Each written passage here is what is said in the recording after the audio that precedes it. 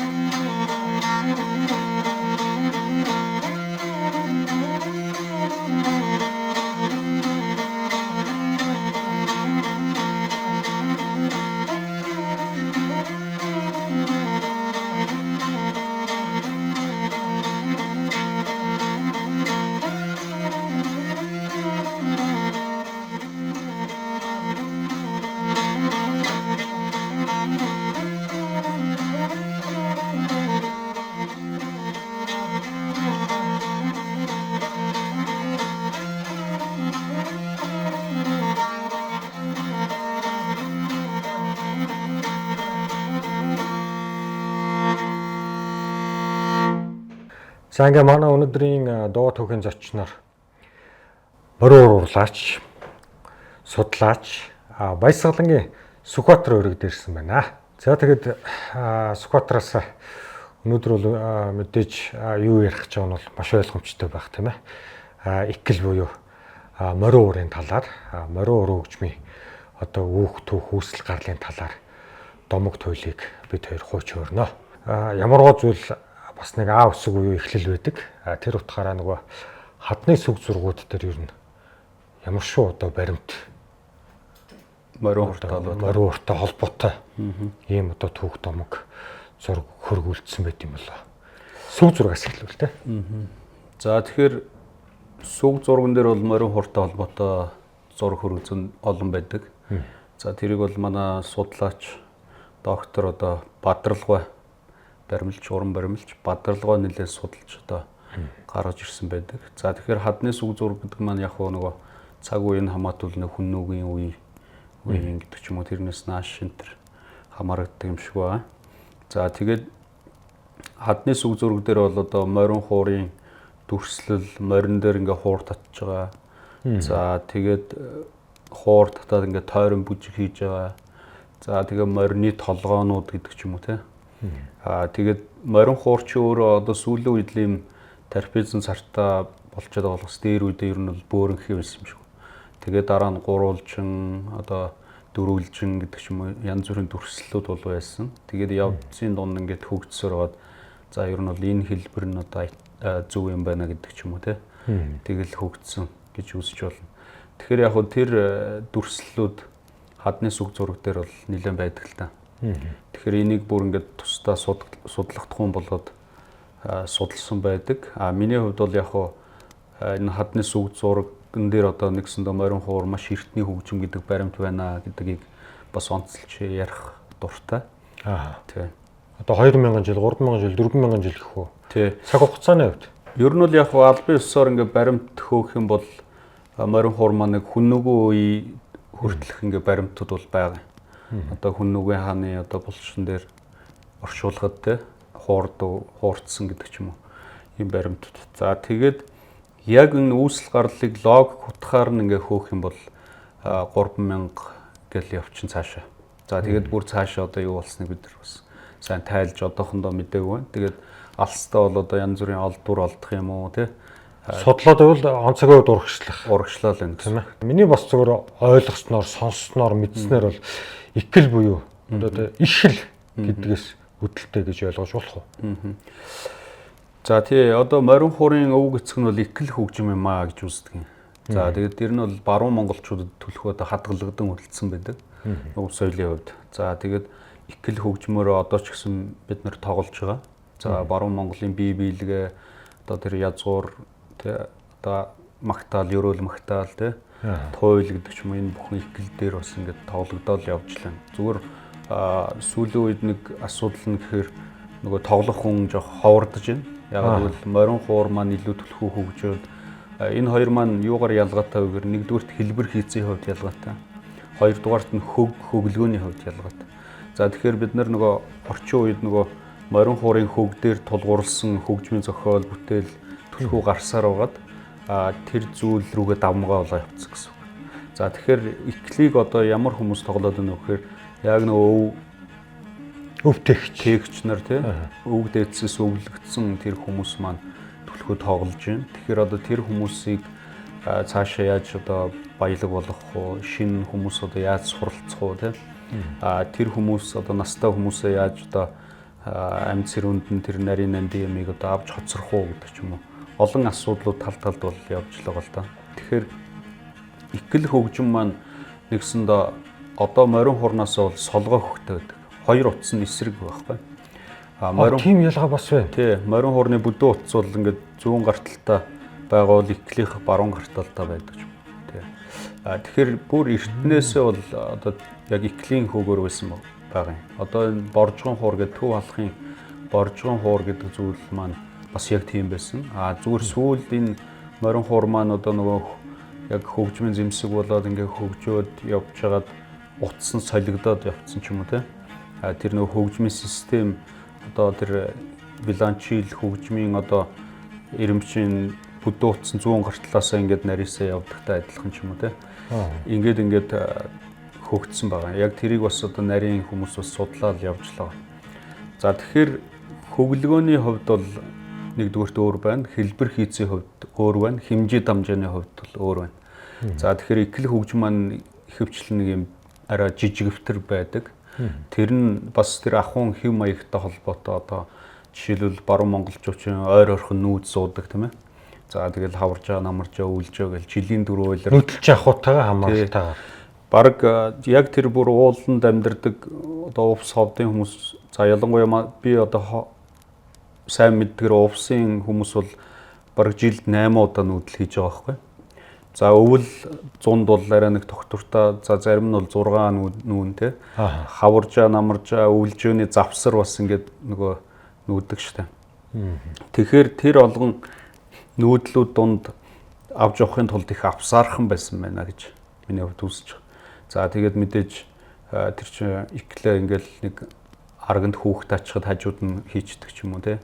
Эсвэл өөрсдөө морин дээр ингээд үүрээд өвчдөг ч юм уу. Тийм байдлаасаа болоод тэр хэмжээний хувьд жижигвтер байд юм байна.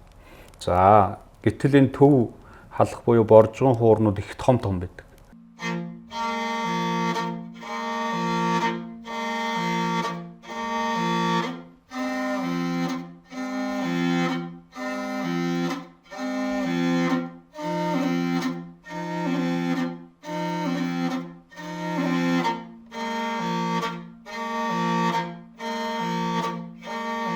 За тэгээс хүүгээс нэг юм сонирхоод асуухад би бол хөгжмийн хүн биш. Гэхдээ бол ингээд анзаарч хахад би юу бодоод байна гэхээр одоо түрүүн чи ингээд нөгөө нэг валентил гэж ярьж байна, хийлгээл дурдж байна. Тэрэн шиг одоо ихэл хөгжим маань, морин хуур маань одоо энэ утсан хөгжмүүдийн гэдэг юм уу, валентилийн үг эцэг байх тийм одоо логик магадлал байх уу? Энэ талаар сонирхуулаач. За ер нь бол байна. Одоо яг тэгвэл морин хуур маань өөрөө 3000 жилийн тэртегээс л одоо үүдэлтэй болж таарад байгаа. За дор хаяж зүгээр одоо ингээд лог дараалалаар нь судлах юм бол за ер нь бол баримтын хувьд бол Хүннөөгийн хааны одоо шарил дээр ингээд тоглож ирсэн гэдэг түрүүн бэрсэн шүү дээ. За тэгэнгүүт тэр үед тоглож ирсэн чи үүсэл нь бүр тэрнээс одоо маш урагшаа болоо явчихсан шүү дээ. Мэдээж тэр үед боловсрогдоод аль хэдийн хүн ингээд тоглодог болцсон байна. Тэр ямар нэгэн гашуудл ч юм уу, баяр ёслол ч юм уу тэр бүхнийг илэрхийлдэг болцсон байна. За тэгэхээр утсан хөгжмийн үг эцэг байх магадлал яагаад байна вэ гэвэл нэгдүгээрт одоо энэ номд хөгжмүүдийг бүгдийг л одоо номын одоо адууны хялгасаар хийж байгаа. Морин хуур маань дэлхий дээр одоо цор ганц ингэж хялгасаар хөрөөдөж тоглодгоор онцлог. За тэгэнгүүт бусад одоо виланчил, хуучир ч юм уу энэ хөгжмүүд бүгд л адилхан ном нь хялгас байдаг.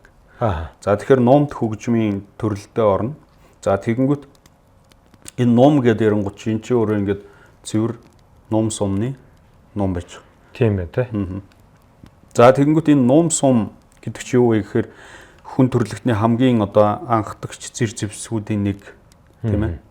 За тэгэнгүүт энэ номыг одоо хүн төрөлхтөн буюу монголчууд хизээнээс одоо тэр амьдрал ахуйдаа хэрэгэлсэн. Эхлээд энэ номаар одоо ан гөрөө хийж амиа тижээх гэж хэрэгэлсэн байна. Дараа нь одоо аян даан хийж газар нутгаа хамгаалах гэж хэрэгэлсэн байна. Одоо бол бидний үед спорт болоод 93 наадмын нэг болоо явж байна. За тэгэхээр ном гэдэг маань ингээд хүн төрөлхтний амьдралтай салшгүй холбоотой. За тэгэнгүүт энэ морин хуурны 2 чавхдас энэ нумны хөвч 3 нийлээд юу байж 365 ширхэг одоо адууны сүүл байж. Тэгэхээр тооны бэлэгдэл бас яваад Тий, тооны бэлэгдэл явж. Энэ одоо ийм олон байгааз. За энэ хоёр бас нэг 100 гаруй энэ төр ингээ ялгаад. За тэгэнгүүт энэ 365 гэдэг маань нэгсэндээ бүтэн жилийг бэлэгдэж байгаа тийм ээ. Өнөө 365 хоног. Тий. Тэгэхээр тэр бүтэн жилийн хугацаанд л тэр айлын одоо төвшин байдлыг хадгалах зорилготой л гэж үзэж байна. Яг л цагаан сараар нэг сайхан жавраа өргөчөд тэр бүтэн жил одоо тэр айлд нэг ном хорсон дайны одоо тэр буян гişиг энерги хувьд одоо тэнцвэртэй байдлыг сахиж байна гэсэн гэж ойлгож байна. За тэгээд виланчил хөгжим буюу хийлний одоо анхдагч нь виланчил гэж үзнэ. Энэ хөгжмүүд маань нэгсэндээ 600 жил орчим одоо ер нь намайг оюутан багт нэг 500 орчим жил гэж ярьдаг ус. 600 жил орчим одоо орчмын түүхтэй. Тэгээд англид үүссэн юм хөгжмөө гэж үздэг. Тэгэхээр монголчуудын бас энэ байлдан дагуултын янз бүрийн одоо учир шалтгаанаар бас энэ англид хүрсэн байх. Тий, одоо энэ тентхийн дэлхийн Европт одоо манайхч байлдан дагуулт хийжсэн шүү дээ. Тэгэхээр тэрийгээр дамжаад ингээд янз бүрийн шалтгаанууд байх магадaltaй гэж үзэж болно. Гэхдээ тэрийг одоо тим гэдэг одоо бас ярихад хэцүү тийм ээ. Нотлогоо бол байхгүй. За тэгэхээр бид нар яг хөө зүгээр энэ морин хуур гэдэг маань эртний ялтчүү гэдэг нь. За нэгдүгээр тэр хадны сүг зураг гэдэг түрүүн ярьлаа. Дараа нь ном сум. За дараагийн нэг асуудал нь бол энэ ингээд энэ морин хуур маань ширэн цартай байгаа. Арьсан цартай. Ялангуяа икл хөгжим ер нь заавал арьсан цартай байна. За тэгээд энийг ингээд хингэрэг. За бөө мөргөлийн хиц хингэрэг дуурч байна тийм ээ. За тэгэхээр хиц хингэрэг. За түрүүн би бас яриандад дурдсан морин хуур анх бол юм бөөрөнхий байжээ гэдэг. За тэгээд дараа нь гурвуулж дөрвүүлж одоо янз бүрийн дүрснүүд энэ царны хэлбэр дээр орж ирээ. Сүүлдээ бол ийм тарпезэн цар нь илүү ингээд хэрэглэгдээд тэрийгээр бид нар ингээд яг хэв маяга олоо явцсан. За тэгэнгүүт энэ дээр юу харагдаж байна вөхөр за тэр хиц хингэрэг дээр ингээд иш татаад чавхтас татаад нумаараа хөрөөдөд тийм ээ. Тэр дуу аваа ингээд гарсан байх магадaltaй. За тэгвэл морин хуурын одоо бүр морин хуур гэдэг хөгжмөс урагшаа хөгжим гэх юм бол товшуур гэдэг юм хөгжим байна. Туйл айлна. Тий. За тэгэхээр энэ товшуураа одоо жишээлбэл ингээд нумаараа бас хөрөөдчихсэн байж болно тийм ээ. Тэгэхээр тэр логик дараалал нь яаж үүсч ийнэг бол ингээд яриад их юм бол маш их баялаг болоод ирнэ. За тэгэнгүүт тэр товшуурч гэсэн одоо хиц хингэргэндээ одоо ингээд утас татаад за яг морин хуурын хүүсүрэн шанган хуур гэж бас ярьдаг. Тэр бол хүннүүгийн үеийн одоо шанган хуур гэл байсан. Тэр одоо нөгөө шангандаа модон шангал байсан байж таараш. Шангандаа арьс татаад одоо тэрэндээ ингээд чавхтас хийгээд бас товшуур маань үүсээ тийм ээ. Дараа нь тэрийг ингээд нумаараа хөрөөдөө дуу аваач олсон байж болно. За тэгэхээр дуу авааны бүр анхдагч хэлбэр юу байж болох вэ гэхээр нуман хуур гэж хөгжим байдаг. Нуман хуур. Бидний одоо нэг юм төмөр хуур байгаа шүү дээ. Төмөр хууртай төстэй дуутай.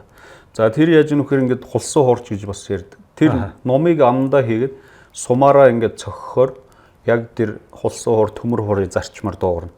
Тэгэхээр энэ хөгжмийн дуу авааны хэлбэр одоо магадгүй нуман хуурнаас эхэлсэн ч гэж болно. За дараа нь ингээд товшуур болоод ингээд задраа цаашаа ингээд хөгжөөд морин хуур маань үссэн байх магадaltaй. За тэгэхээр одоо яг хүмүүс бол морин хуур нэлээд судалж байгаа байна л да одоо жишээлбэл янз бүрийн л хөнгө аясаар судалж байна. Миний хувьд бол бас одоо ингээд бүхэлдээ музей байгуулсан учраас маш олон талын судалгаа бол байгаа. Технологийн талын, за тэгэл дуу авааны талын, за сүүлдээ энэ одоо би хингэрэг гэж ярьж, ном сум гэж ярьж, энэ бүхэн чинь бас ингээд зүүн бэлгийн талын болол ингээд явж. Тэгэхээр бид нар маш олон талаас судалж итэл аяндаа ингээд нэг огтлцсон шүү дээ тийм ээ. Тэгжээж нэг үр дүн гарч ирнэ гэж үзэж байгаа. Тэгэхгүй нэг л одоо нэг талаа бариад байвал энэ ч бас өрөөсгөл болчиход байгаа байхгүй.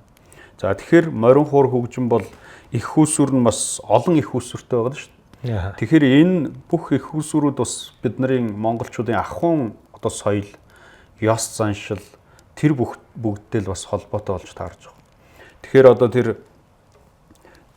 бөө мөргөлийн одоо тэр зан үйлүүдээс хамаарат туйл хайлах зан үйлтэй холбогдоод тийм ээ.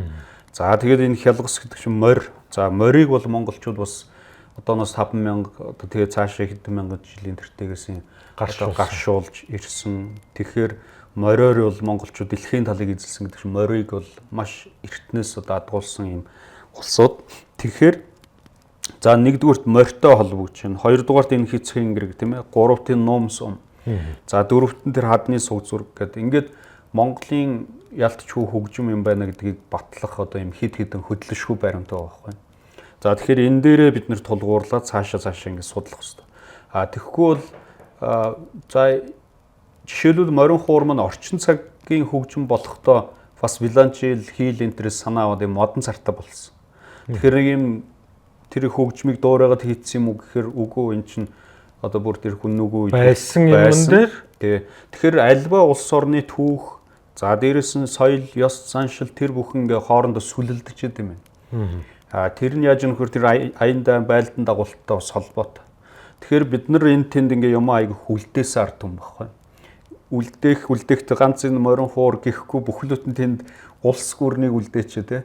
Нэг овог аймгаа одоо цагаатаа хаан ч юм юу тий ил хаан тус цагаатаа улс зөрчин улс алтан орд гэл тий ингээд үлдээсэн хүмүүс шүү дээ. Тэгэхээр чи эн чинь бол тэгээд яриад ах юм бол маш их юм болно гэж үзэж байгаа. Тийм учраас бид нар зүгээр одоо ингээд байгаа юм дээр харин ингээд доктортой судлаад яг ингэчээд дараагийн юм руу орох юм байна л гэж би үздэг. Одоо жишээ хөтлөгчийн хувьд би бас нэг юм зүгээр хүнийхээ хувьд эмзэглээд идэг юм байдаг байхгүй. Одоо жишээ ингээд хоёлаа сайн ингээд ярьж байгаа энэ тэнд ингээд өв соёлууд мань үлдээд байна шүү дээ. Гэтэл одоо сүүлийн үед яаж юм гэхээр бүх юмыг л одоо ингээд Монгол болох гол Монголтоо наах гал цээжээ дэлдээл гисэн юм үгүйсгсэн юмнууд байгаад байна шүү дээ. Тэгэхээр судлаачийн хувьд ингэж үгүйсгээд байгаа талын хүмүүс төр одоо жишээ нь Сүхбаатарын хувьд ямар хариулт өгөх вэ? Юу гэж боддгоо? Энэ талын үзэл бодол юу гэдэм бэ? Би зүгээр шулуун шудрах хэлэхэд тэр хүмүүс улс орныхоо тусгаар тогтнолыг үгүйсгэж байна л гэж үзнэ. Дархлаагаа өөрсдөө байхгүй болгоод байна. Тэр яаж нөхөр тийм бодолтой хүмүүсийг маш ихээр бэлдэнэ гэдэг чинь улс орны тусгаар тогтнолд айгүй хор хөнөөлтөй асуудал байхгүй. Тэгэнгүүт тэр өв соёл гэдэг зүйл чинь өөрөө энэ тусгаар тогтнолын маш чухал ач холбогдолтой зүйл. Өнөөдөр альва улс орн өв соёлгүй бол тэгээ тусгаар улс гэж үзэхгүй байхгүй. Тэгэхээр энэ дэлхий дээр бид нар оршин тогтнож цаашаа ингээд хөгжин дэвшиж амьдрахын тулд биднэрт өөрийн гэсэн нэг тийм онцлог байх хэрэгтэй байхгүй. Тэгэхгүй одоо ингээд нэг зүүн өмнөд Азийн орнууд шиг бүгд адилхан хэв маягтай болчих юм бол алстаа тэр чинь ингээд одоо бас эвгүй шүү дээ тий. Тэгэхээр бид нар чинь ингээд өрөнд орныг холбосон. За тэгээд энэ Евроаз тий зүүн өмнөд Аз энэ бүхний дунд нь оршдог тийм ээ. Тэгээ бид нарын түүх хөвлөг ингээд олон асуудлууд байгаа байхгүй. Тэрэн дээр ингээд авч үзэх юм бол биднэрт өв соёл хамгаас чухал. Яг гэвэл энэ өв соёл байж иж эн чинь одоо их Монгол улс хүртэлх юм том түүхтэй тийм ээ улс юм байна. Тийм учраас энэ өв соёлны юм их баялаг юм байна гэдэг нь харагдаж шүү дээ. Тэгэхгүй ингээд явсаар одоо Монголын маш олон хөгжмийн зэмсэг ингээд халахуурхан алга улсаар одоо баг ганц морин хуртаага үлдэх. Тийшээ хандж ш. Тэгэхээр тэр чинь тэгж үгүйсгэж болохгүй харин ч одоо бусд хөгжмийн зэмсэгтэрээ тулгуурлан одоо бас том ажлууд бодлогууд хэрэгжмээр байна. Тэгэл хил хуур одоо үнэхээр манайхтай хамаатай юм уу? Хил хуур гэдэг бол дэлхийд олон оронд байна. Гэхдээ манайх тэрийг чинь ингээд маш эртнээс одоо тэр бөө мөрөглийнхаа зан үйлтэй холбоод уяад ингээд ирсэн тийм ээ. Тэгтэл өөр одоо бусд орнууд хил хуур байна уу? Байна тий. Тэрнтэй адилхан ингээд явчих юм бол дараа нь ингээд морин хуурыг манайх гэд бас буцаад цээж идэлтэд ямар ч нэмэргүй үстэй. Тэгэхээр одоо байгаа дээр нь бид нэр хөгжүүлж, хамгаалж, судалж бүх юмаа гоё болгох нь бидний үүрэг шүү. Мөн гэдэг нь бид нар өөрсдөө нотлох хэрэгтэй. Бид нар нотлохгүй. Тэгэхээр өөрсдөө нотлохын тулд яг үхэр Монгол хүн бүхэн морин хуураа тоглолтдог, ядаж хөрөөддөг байх хэрэгтэй. Тийм учраас манай Монгол хуур төвийн өрөө бол Монгол хүн бүхэн морин хуурч байна гэдэг өрөөтэй байхгүй. Тийм. Тэр Казахын ард түмэн яадаг 8 настай болчроос 80 настай буурал хүртэл доомбороо тоглодог. Тэр бол Казахын хөгжмөгийг батлаад шүү дээ. Тэгэхээр Монголын гэдгийг батлахын тулд одоо чи би бүгдээрээ л ингээд тодорхой хэмжээ мэддэг байх хэвээр. Тэр гайхалтай хөгжимчт нь бидний дундаас төрөөд ингээд дээшээ явсаар байгаад бид нэр өөрсдөө тэрийг одоо шүтэн биширдэг тийм ээ. Юмыг ойлгодог хэмжээнд байх хэвээр.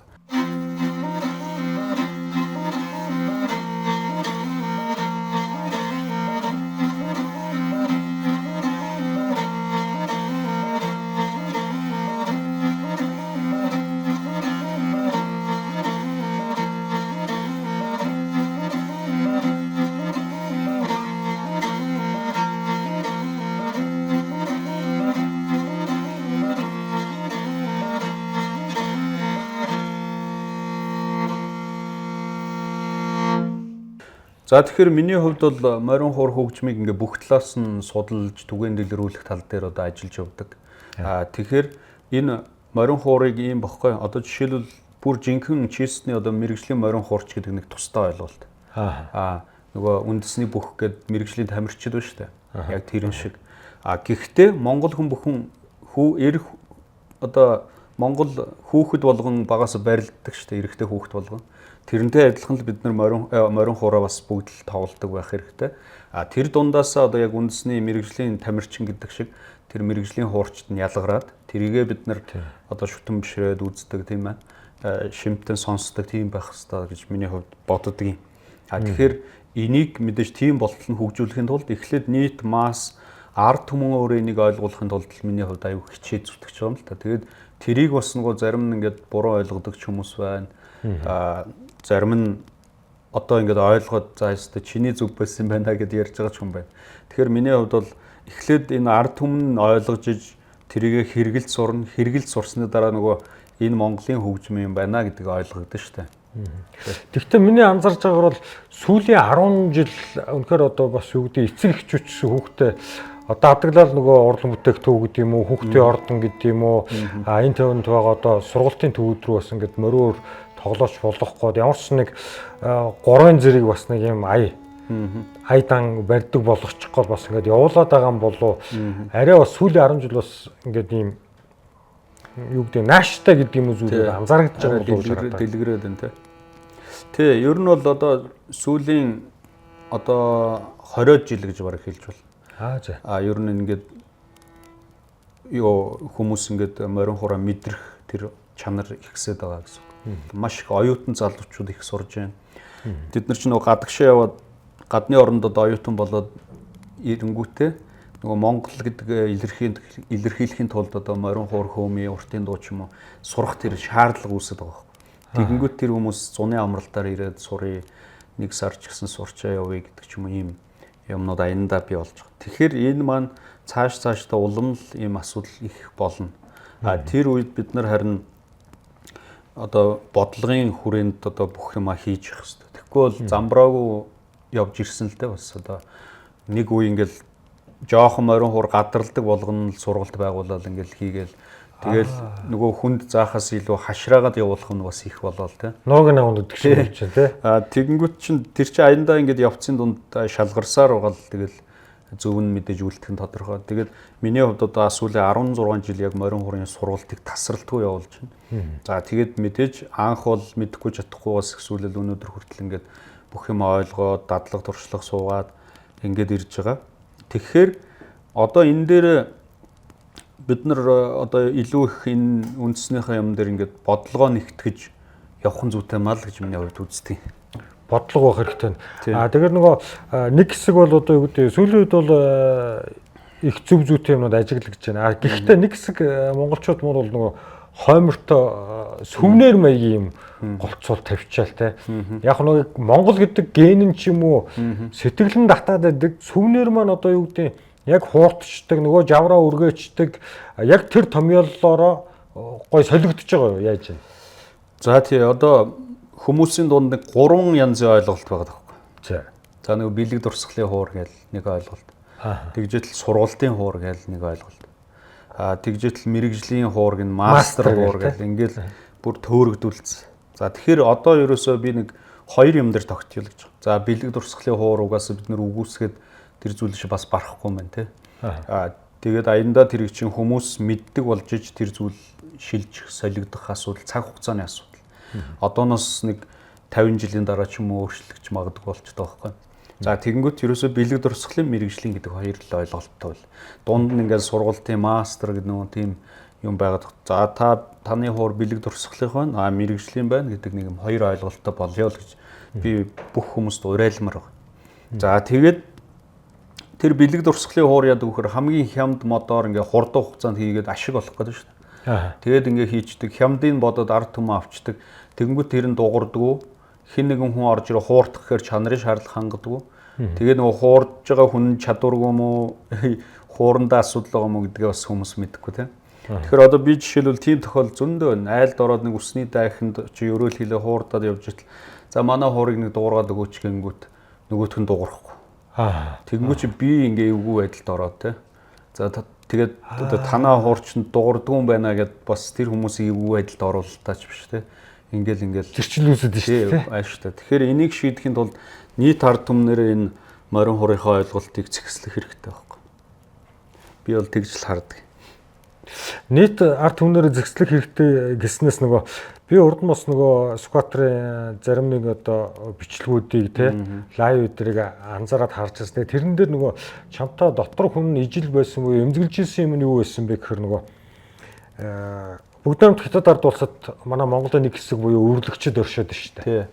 Тэгтэл бас эдгээр маань тэнд асар хэмжээгээр үйлдвэрлэл явуулдаг ч юм уу. Нэг бол нэг бол нөгөө талдаа чамааг одоо энд ингээд Монголдо одоо ингээд морин хурын музей байгуулахаар бараг одоо тэднийг одоо судлаад ч гэдэм үү. Нөгөө муугаар хэлвэл гэдэг шиг тагнж ирчгээд гэдэг юм уу. Тэнд бас их асар том хэмжээний бодлогын зүйл явуулаад байгаа надад жоохон эмзэг санагдсан. Тэр тал дээр чи өөрийнхөө байр суурийг бас нэг илэрхийлээч. За яг би одоо үе фэйсбүүкээр бас суурлаад аксам тавиад лайв хийчихнэ. За тэр яаж юм вэхээр одоо өвөр Монголд мэдээж морин хуур маань бас сайхан хөгжсөн. Одоо чи болгоо үндэслээ ч юм уу. Ер нь бол бидний тасрах учраас тэнд юм байсан л байхгүй юм. Тэрэн дээр шинэ өнгө төрхөөр ингээд хөгжсөн. Гэхдээ өвөр Монгол хуур хоёрын хооронд асар том ялгаа байна. За нэгдүгээр дуу авианы хувьд яаж юм нөхөр Монгол хүн ингээд сайхан цээжээрээ хөнгөнж ярьдаг. За хятад хүн бол ингээ хамрын үзүүрээр ингээд хилний үзүүрээр ингээ ярьдаг. За тэгэнгүүт яаж юм нөхөр өвөр Монгол хуур маань Монгол хуур боловч хятад улс дотор оршиж байгаа. Тэгэнгүүт хятадын бусд хөгжмийн зэмсэгтэй хамсарч тоглохын тулд тэр хөгний асуудал өөр болсон. Хятад буюу өвөр Монгол морин хуур бол доос хойл гэдэг өндөр хөвөр хөглөгдөг бол манай пассив юм бол гэдэг арай нам хөвөр хөглөгдөг. За тэгэнгүүт тэр тооны ялгаа гэж тоон гэдэг нөх хөгжмийн өндөр нам эхэлж. За тэгэнгүүт тэр яаж нөхөр тэр өндөр тоонтой ярьдаг улс гүрний хамааралтай учраас тэр өндөр хөвгтэй хөглөгч. Манайх бол яг ингээд тэгэхээр альва улс орны хөгжмийн зэмсэг гэдэг бол хил соёлоо дагаж оршдог. Тэгэхээр өндөр хөвгтэй хөглөгдөн гэдэг нь би нэг инээ төвтэй бас асуумар байгаа. Тэр толгойг шайлаад байгаатай холбоотой юу? Гүйгүй. Хөг толгойд нөлөөлөд нөгөө юу? Тэр эмоц гарч иж болно шүү дээ, тий? Эмоц гэдэг утга. Тий. Одоо жишээлбэл тэр өндөр хөвөр хөглөгч нэг юм хүнийг ингээд юунд оруулаад сэтгэлийн эмоц нь. Тий, өөрлөгчдөр ч хараад ахаар гитар балж байгаа юм шиг зүгээр метал рок тоглож байгаа юм шиг л болоод байна шүү дээ. За тэгэнгүүт тэр яаж юм вэхээр энэ хөгний асуудал одоо дэлхийн нийтээр бас яригдж байна. Бид нар ер нь бол ингээд сүүлийн нэг 60 70 жилийн эстрад рок урлагууд ингээд хүчээ авсан цагаас хойш дандаа тийм өндөр тоонтой өндөр давтамжтай хөгжмүүдийг сонсч иржээ. За тэрнээс болоод нэг талаараа ингээд баясаад байгаа боловч нөгөө талаар бас сөрөг үр дагаврууд байна. За яаж юм нөхөр тэр өндөр тоонтой эсвэл өндөр давтамжтай хөгжмүүд яаж юм нөхөр хүний сэтгэлийн өнгөн хэсгийг удирддаг юм байна. Тэгэнгүүт ингээл давтс гэл ингээ хөгжим явангууд хүн хүчээр ингээ бүжиглэлээ шүү дээ. Яг тэрнтэй л адилхан байхгүй толгоос гисэн гэдэг чинь. За тэгэнгүүт нам давтамжтай буюу энэ туйл, өрөөл магтаалч ингээ хүнийг сайхан тайвшруулад ингээ гоё болгодог үстэй. Туйл хайлж яхад хүн босоо бүжиглэхгүй шүү дээ, тийм ээ. Тэгэхээр энэ зүйл маань жинхэнэ утгаараа бясалгал одоо тэр сэтгэлийн гүн хэсэгт очиж үйлчлдэг байжээ. За тэгэхээр энэ хөгний давтамжаас хамаараад дэлхийн нийтээр жоохон юм төр зургийн тийм таашаал авах юм руу хөгжсөөр бол тэр нь эргээд амьдрал авахуд нь сөрөг үр дагаврууд байна. За одоо жишээлбэл рок хөгжим хит гүн орсон хүмүүс чинь одоо тэгэл нөгөө нэг янз бүрийн тамхи юм хэрэглэхээс нөгөө цагаан унтаг хэрэглэхээс хүсүүлээд ингээд янз бүрийн сөрөг байдлууд үүсдэг шүү дээ. Гэтэл ардын хөгжим тоглож байгаа хүн нэг юм арай гэгэрсэн маягийн болоо явчихдаг шүү дээ. Тэгэхээр энэ хоёрын хооронд асар том ялгаа байхгүй. Тэгэхээр хөгний бас асуудал. Тэгэхээр тухайн улс орны хэлний акцент ямар байгаас хамаарат хөгний бас тэр давтамж одоо тоон тийм байна гэсэн үг. Мороор эквилибр одоо хөрөөдөө тоглоод тэгээд юу гэдэг нэг одоо гэртээ гэдэг юм уу хотел гэдэг юм уу овг аймгаар гэдэг юм уу суглаад энэ туйл хайлахыг одоо бүтэц сарч гэдэг юм уу хайлдаг гэдэр гэлдэг чинь тийм. Тэгэхээр нэг талдаа тэнд бясалгал явагдаж байна гэж ойлгож болох уу? Болно шүү дээ. Угаасаа монголчуудын ерөөсө бясалгадаг арга зам тэр туйл, ерөөл магтаал тэгэл бидний сургаал номлогч ертөнцийн 3 зүгүр цэцэн үг те. Ийм өөр системтэй байхгүй. Одоо ертөнцийн 3 зүгүр цэцэн үг гэдэг чинь нэгсэндээ товчхон багцлцсан юм байна байхгүй. Одоо ингээд нэг цагийн лекцийг л нэгсэндээ багаас нь тэр чихэнд нь нөгөө хонх уян гэдэг шиг сургацсан баг. Хүн ахтаа дээл захтай. Одоо тэгтэл бид нар ингээд нэг хүн хүнээ хүндлэх ёс суртахууныг сурахын тулд хэдэн цагийн лекц уншиж ингээд ойлгох гэдэг шүү дээ. Гэтэл бид нар тэрийг шиг багаас нь ингээд давтамжаар суулгацсан байдаг. Тэгээд тэрийг тэр ёс журмаа барьж яваа хүн хэрэг түүхийнх нь баг. Одоо муу одоо юмд өртөх нь баг ч юм уу тийм. Яг гэж. Одоо би бас нэг морин урдаар нэг юм асуух гэж бас бодоод байна. Тэрний юу гэхээр одоо бид нар бол ингээл багасаа нэг 8, 9, 10 настайгаас яг морин өрөөний талаар анхны бидэрт ирж байгаа мэдээлэл бол нөгөө хөхөө намжлын домог гэл. Домог сонсогддог шүү тий. Тэгээд ийм баг далавчтай одоо нисдэг морин байсан, тэр нь гуурстай байсан. Тэгээд тэр нь одоо нөгөө нэг домгороо бол одоо ингээд байхгүй болчдөг. Тэнгуут нөгөө эзэн бол тэр одоо дил сүднээс нь аваад морин хуур бүтээд идэр гэдэг нэг юм домог байдаг. Гэтэл тэрийг бас ингээд сонсоод ингээд байж байхдаа тэр маань бол одоо юу гэдэг 1000 жилийн өмнө 2000 жилийн өмнөх биш. Саяхны зүйл байсан байна гэсэн нэг тийм жихний хажуугаар нэг тийм юм гүйсэн. Тэгэхээр тэр домог юу нэг хизээний үеийн яг тэр одоо домог байна уу? Нэг бол саяхны болсон явдал нь бидэрт домог болоод ирчихсэн үү? Хөхөө намжлын тэр одоо баримтын талаар одоо харьцангуй сүүлийн үеийн асуудал. Одоо 1700-аад оны үед л энэ өмнө говь орчмын нутаг дэвсгэртэл болсон үйл явдал байна. За тэнд одоо баруун хязгаараас одоо ховд увс ч юм уу одоо баруун хязгаар ойртоос те нэг намжил гэдэг хүн ирээд цэргийн алба хаасан 5 жил. За тэр 5 жилийн хугацаанд тэр урд одоо говийн нутаг сайхан алдаршсан. Одоогоор бол манай дуучиж авахлан гэсэн үг. За тэгээд гой дуулдаг тийм хүм байнгут нь тэр нутгийн ард иргэд хөхөө шуушиг уран хоолойтой гэдэг хөхөө гэдэг хоч өгсөн. За тэр нь тэгээд яасан гэхээр тэр нутгийн нэг бүсгүүд одоо гүнжд тийм ээ. Гүнж гэдэг нь одоо язгууртан хүний охинд хайртай болоод тэгээд тэднийхээр орж гарч одоо адуу малын унаг татхаас өсвөлээд бас тэр цэргийн албанд байхдаа ажил хийдэг байсан байна. За тэгж жагаад тэр гүнжид хайртай болонгод тэр гүнж нь одоо тэр адуу малынхаа хамгийн сор юм хүлэг морийг өгсөн. Тэр нөө жонон хар гэж ярьдаг шүү дээ. Тэгэнгүүт тэр хүлэг морины яг зүгээр гуурст хүлэг гэж байдаг. Одоо ч гэсэн хаяа төрж болдог ч.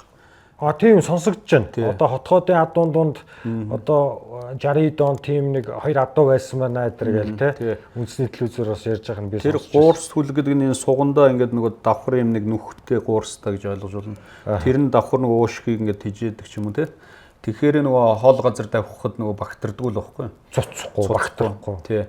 Тэгэнгүүт тэр яаж юм вэхээр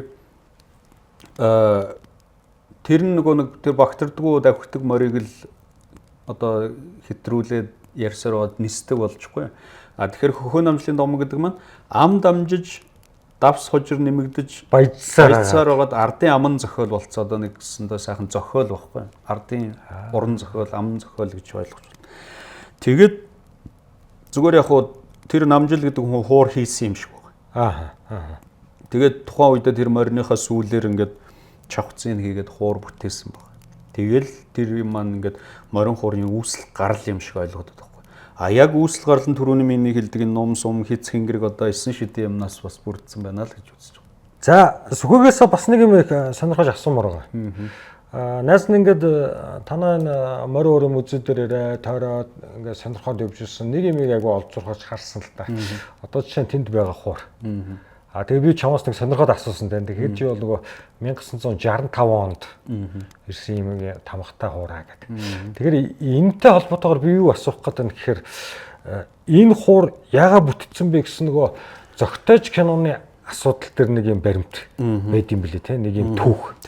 Энэ яг энэ хууртай холбоотой зөгтөөж кинотой холбоотойгоор тэр түүхийг нэг өгүүлээч. За тэгэхээр морин хуур хөгжим маань 1945 он хүртэл ингээд яг л уламжилт нөгөө ширэн цартаагаа явж ирсэн. Тэгээд ирээд яасан бэ гэхээр 1945 онд одоо цогтойж кино хийгээд монголчууд тийм ээ. За тэгэнгүүт одоо энэ үндэсний хөгжмөөр нь одоо тэр хөгжмийн дуургана гэдэг одоо асуудал гарч байна. Тэгээ одоо тэр оркестр одоо маягийн одоо чуулга оркестр бий болгоод тэгээд тоглосон байгаа шүү дээ одоо. Тэр кино тэр үеийн кино бол асар их хөдөлмөр хэдэн жил магадгүй хийгдчихсэн байна. Тэгэл нөгөө нэг киноны хөгжмийг бичгэнгүүт морин хуурны нөгөө ширэн цар маань гадаа нэг жоохон хүүтрээд ирэнгүүт л сулардаг ч юм уу те. Халуун газар бол ингээд татдаг ч юм. Тэгээ хөг нь ингээд тогтургүй болоод байгаа. Нэг ингээд одоо сцен гэдэг шиг нэг оркестр ингээд нэг хэмжээнд стандартны дуурахгүй шүү дээ. Тэгээ дуургаал шалгангууд л нөгөө өөр болчиход байсан байхгүй. За тэгэнгүүт за энэ морин хуурны арьсан царнд учир байна. Энийг одоо шийдъя гэдэг асуудал гарч ирэхгүй. Тэгэнгүүт яа шийдэх үү гэдэг ингээд за ер нь Оросд одоо энэ Европ тэр үуч манайх Оростой л хамаатай байсан ч тийм. Тэгэнгүүт энэ Европын одоо хийл хөгжим гэдэг шиг тогтвортой ингээд бүх юм шийдэгдсэн хөгжим байна. Тэгэхээр тэр одоо хөгжингүү улс орнуудад тэр зүйл шийдэгдсэн учраас тэрийг одоо ингээд тэрнээс санаа аваад яаж болох вэ гэдэг. Тэгэд Оросын эрдэмтдийг одоо хөгжим урлаачдыг урьж авч ирээд тэгээд одоо хийсэн эхний тийм 13 хөгжмийн зэмсэг байна. Тэрний нэг нь одоо би олж авсан. Тэгэхээр 1965 онд соёлын яам тэгээд тухайн үеийн Сэдэн болгоо, Платовогоо энэ төр ураад Оросын Ярува тэргүүтээ нэг хэдэн хүн ирсэн юм шиг байна. Тэгээд нэг юм жил гаруй 2 жилийн хугацаанд Монголд байгаад энэ хөгжмийн хөгжүүлэлтэн дээр юм ажилласан. Тэгээ Монгол урлаач нартайгаа нийлээд тэгээд манай одоо хөгжмийн үйлдвэрийн тэр асуудлууд бас тавигдаад тэгээд монголчин бүр хөгжмийн том үйлдвэртэй байлаа шүү дээ. Тэгээ 90 оны ихээр ингээд ховчлаад одоо манай энэ морин хуурын том компаниуд 2-3 том компани байна. Ер нь тэрнээс их үүсвэртэй тэнд сурж боловсрсон. Зарим нь тэндээс тэр тоног төхөөрөмжийг ховчилж аваад тэгээд үйлдвэр байгуул гарцсан. Одоо жишээлбэл сүүлийн үед яг над шиг гарч ирж байгаа хүнд бол юу ч байгаагүй байхгүй. Надад ерөөсөө нэг хутгач байгаагүй, нэг ширээч байгаагүй. Тэгээ бүх юмыг нойлоос эхэлсэн. Тэгтэл тэр том морин хуурын үйлдвэрүүд бол харьцангуй тэр хуучин хөгжмийн зэмсгийн үйлдвэрийн улсын үйлдвэрийн суурин дээр ингээ боссон. Тэгэхээр тэр хүмүүс бас цаг хугацааг дөтөлсөн баг. За тэгээд тэр хүмүүс тэнд бүхэл улсын бодлогоор сурч хүмүүжсэн баг. Хөгжим урлах дээр.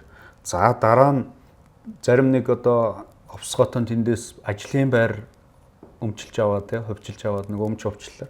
Зарим нь нөгөө багш тоног төхөөрөмжийг өмчилж аваад ч юм уу. Тэгэхээр одоо бидний ах нар буюу нэг 3-4 том компани бол ерөнхийдөө бас тийм суурин дээр боссон. Ядчил өмч юугүй маа гэх нөгөө нэг юун дээр одоо мэдлэг чадвар дээр ингээд тулгуурласан юм байгаа байхгүй. За тэгэхээр яг бидний үе болохоор арай өөр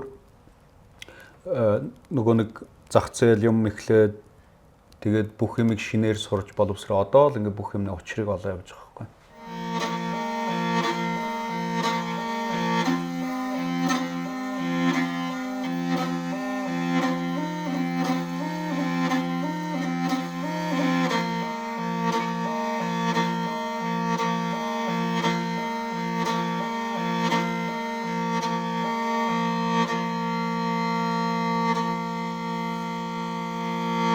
За өнөөдрийн дугаарт маань морин хур урлаач, судлаач Сүхбаатар маань оролцлоо. Тэгээд дараагийн дугаар дээр ч бас мөн адил одоо Сүхбаатартайгаа морин хуурын музей тийм ээ. Одоо энэ Жонар гэдэг нэртэй морин хуурын музейгийн одоо үүсэл эхэлсэн түүх энэ онцгийн талаар ярилцах болно.